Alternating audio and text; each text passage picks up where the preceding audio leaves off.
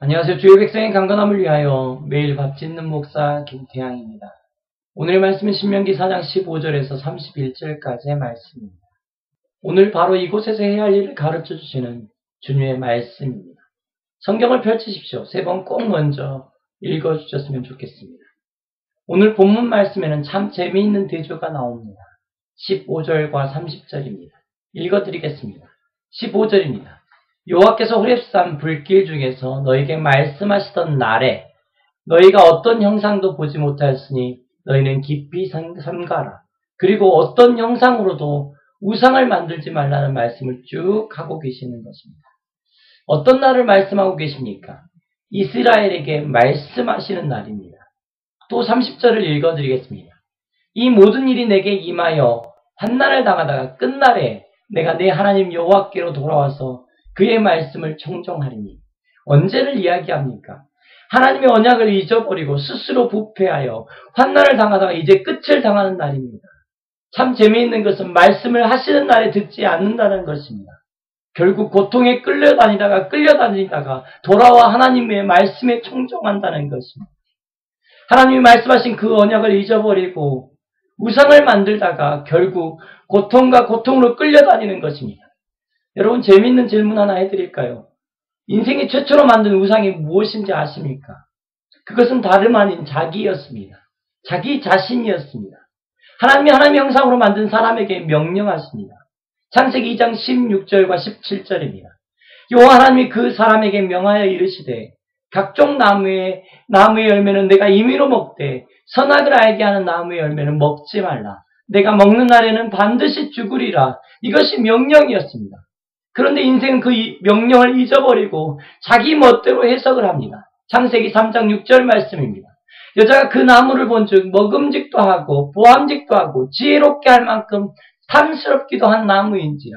여자가 그 열매를 따먹고 자기와 함께 있는 남편에게도 주매 그도 먹은지라. 저는 선악을 알게 하는 나무 열매가 특별히 탐스러웠을 것이라 생각하지 않습니다. 왜냐하면 하나님이 만드신 그 나머지 과일들도 충분히 아름다웠고 먹음직했을 것이라고 생각하기 때문입니다. 그러나 선악을 알게 하는 나무가 그것이 먹음직도 하고 보암직도 하고 지혜롭게 할 만큼 탐스럽게 느껴지는 이유가 있습니다.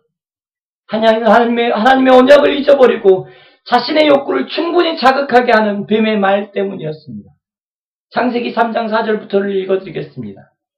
뱀이 여자에게 이르되 너희가 결코 죽지 아니하리라. 너희가 결코 죽지 아니하리라. 너희가 그것을 먹는 날에는 너희 눈이 밝아져 하나님과 같이 되어 선악을 알 줄 하나님이 아십니다. 그날에 선악을 알게 하는 나무의 실과를 먹은 것에 그친 것이 아니라 그들은 하나님의 자리를 취한 것입니다. 하나님같이 되어 첫 번째 우상이 된 것입니다. 자기 자신이 말입니다. 그리고는 그들은 예전에서 쫓겨나고 아들 하나가 다른 아들을 죽이는 것을 보고 죽인 아들은 또 먼 것으로 유리하는 모습을 보아야 하는 상황 가운데 있었습니다. 그리고 창세기 4장 25절에 참 재미있는 구절이 있습니다.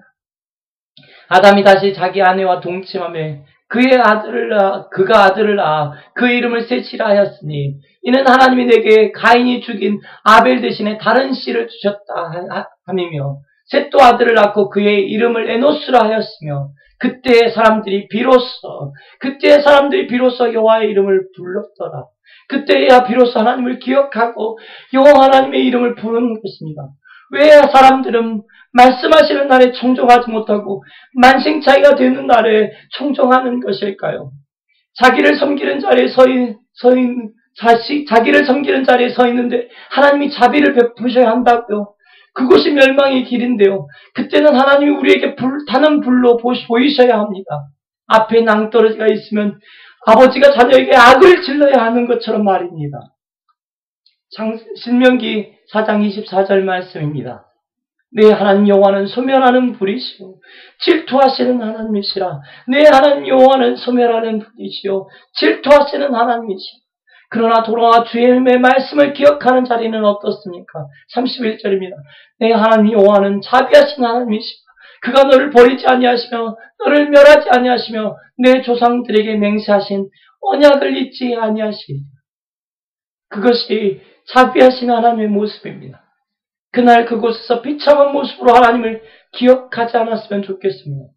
오늘 여기서였으면 좋겠습니다. 그날 그곳에서 만신창이가 된 모습으로 주님의 말씀을 붙드는 것이 아니라 오늘 여기서 주님의 말씀을 붙들었으면 좋겠습니다. 첫 번째 아담은 실패했지만 예수님은 우리의 구원자, 우리의 왕으로 오신 그 예수님은 그 실패를 반복하지 않으십니다. 사람은 떡으로 살지 않는다. 하나님의 말씀으로 산다. 하나님을 시험하지 말라. 오직 하나님만을 경배하라. 사탄을 통하여 욕구와 자신을 가장 높은 곳에 놓으려 했던 사단의 시험에 예수님이 하신 말씀입니다. 그것도 끝날이 아니라 시작점에 하셨던 말씀입니다. 그리고 그렇게 길을 걸어가셨습니다. 예수님의 길을 따라가기 원하는 하나님의 백성들이요. 오늘 저에게 주신 하나님의 음성은 분명합니다. 그날 그곳에서가 아니라 오늘 여기서입니다. 그날 그곳에서가 아니라 오늘 여기서입니다. 주께로 돌아갑시다. 주의 백성들이여, 주께로 돌아갑시다.